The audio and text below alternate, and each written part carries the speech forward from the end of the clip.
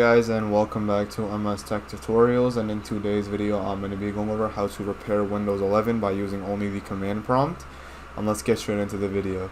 So the first thing that you guys can do is go ahead and go over to the search bar and go ahead and type in the command prompt. Once the command prompt is open, what you want to do is you want to go ahead and right click on it and hit run as an administrator. And then once the command prompt is fully open, the first command you guys can enter is the sfc/scannow command. Now once this is done basically verifying, the second command you guys want to go ahead and put in, let me just run it again so I can show you.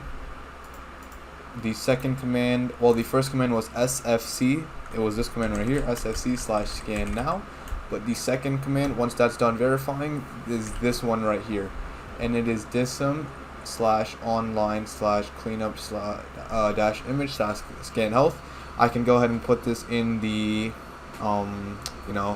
description of the video. But anyways, once this is also done loading, what you want to do is you want to go ahead and restart your PC. Once both of those commands have run and you restart your PC, you guys should be good to go, and that is it for the video. So thank you guys for watching. Make sure to give the video a thumbs up, subscribe to the channel, and have a great day.